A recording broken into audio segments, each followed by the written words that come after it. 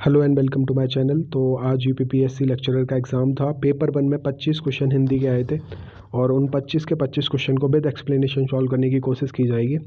तो चलिए शुरुआत करते हैं। पहला क्वेश्चन था आपका लोकोक्ति से कि दान की वशिया के दांत देखे नहीं जाते। तो इसमें से देखिए सीधा सा आंसर, मुफ्त में मिली वस्तु की जाँच पड़ताल नहीं की जाती। तो इसका आंसर बी, पहले का बी एग्जैक्ट सही है।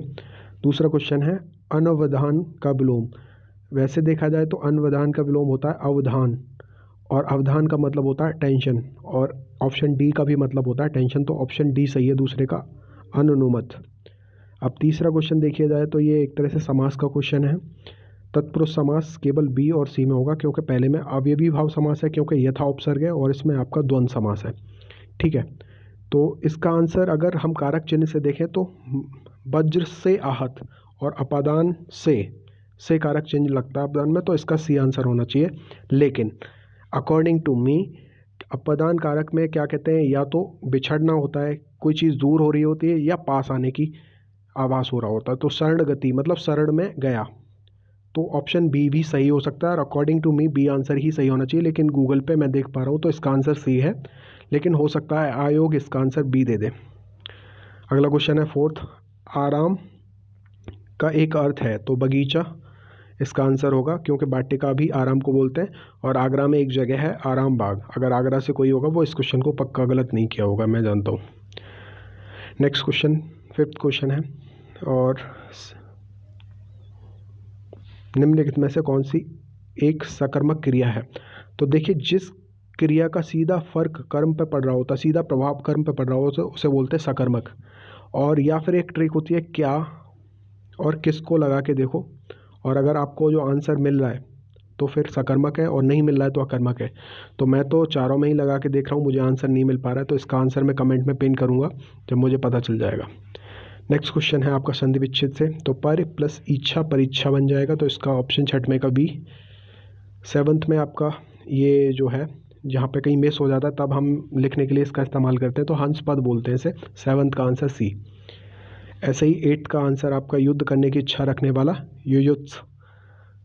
यहाँ पे एक्सप्लेनेशन देख सकते हैं, सब मैं प्रूफ के साथ रख रहा हूँ।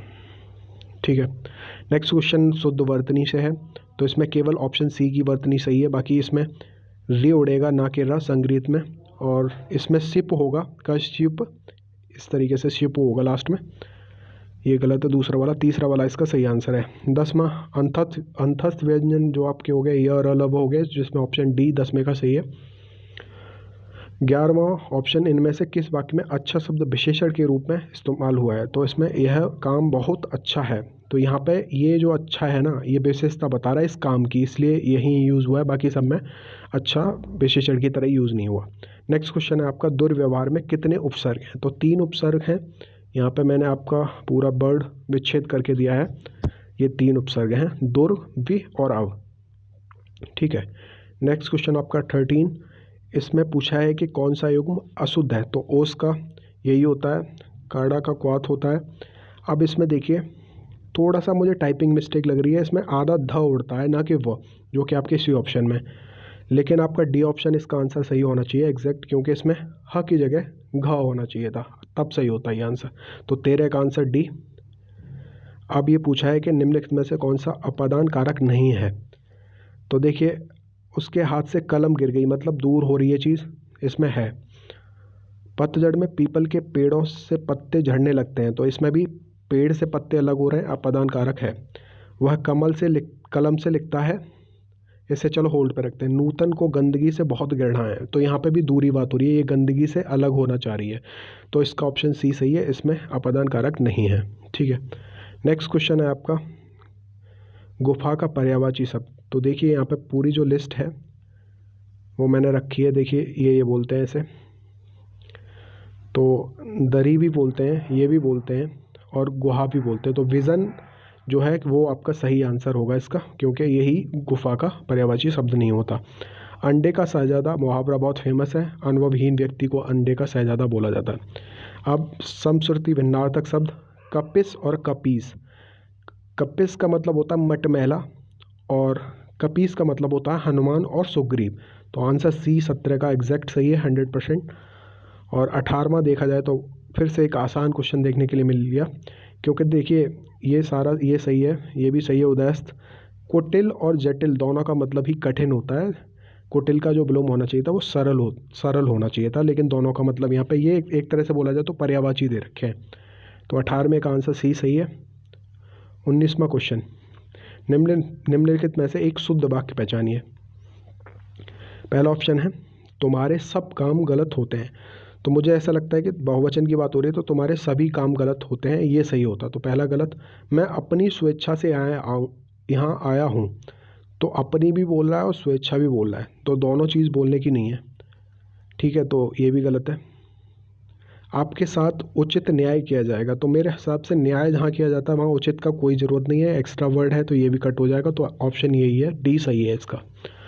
ठीक है, क्वेश्चन नंबर 20, इसमें पूछा है कि एक अशुद्ध युग्म बताना है। तो अछोट का जो तत्सम होता है वो होता है आपका अखरोट। तो पहला ही ऑप्शन आपका गलत है। ठीक है, नेक्स्ट क्वेश्चन 21, शहर और शहर। ठीक है, इन दोनों के ये भी समश्रुति भिन्नार्थक शब्द हो गए। तो पहले जो शहर का मतलब है वो है आपका सुबह से, और इस शहर का मतलब है आपका नगर। तो इसका आंसर पहला ही हो जाएगा, बिल्कुल सही, 21 का ए। क्वेश्चन नंबर 22 देखते हैं अब। किसी के पास रखी हुई दूसरे की वस्तु, इसे बोलते हैं धरोहर। ठीक है, 22 में का डी ऑप्शन सही है। 23 देखते हैं, अर्क, इनमें से एक अर्थ नहीं है अर्क का। तो देखिए मैंने रख रखा है यहाँ पे आंसर। अर्क को सूर्य बोलते हैं, शत्रु बोलते हैं, तांबा बोलते हैं, बिजली बोलते हैं, बिजली की चमक, या स्फटिक, या मदार, ये सारी चीज़ होती है। तो मदार भी होता है, तांबा भी होता है और स्फटिक भी होता है। तो पारा इसका आंसर नहीं होगा। ठीक है, तो 23 का ए ऑप्शन सही है। ये क्वेश्चन, विष्णु शब्द में इनमें से कौन सा प्रत्यय लगाकर वैष्णव शब्द बनाया जाता है। तो देखिए इसके हिसाब से गुणवाचक संज्ञा बनाने वाले तद्धित प्रत्यय, इसमें अप्रत्यय का इस्तेमाल हुआ है, तब आपका जाके बनता है वैष्णव। बाकी काफ़ी लोग इसको गलत बताएंगे, लेकिन ये मैंने गूगल से देखा है और किसी बुक का ही सोर्स है, इसलिए इसका आंसर डी है। नेक्स्ट क्वेश्चन है 25, इजी वन। आकाश का पर्यायवाची शब्द केवल पुष्कर होता है। तो 25 का ए ऑप्शन है।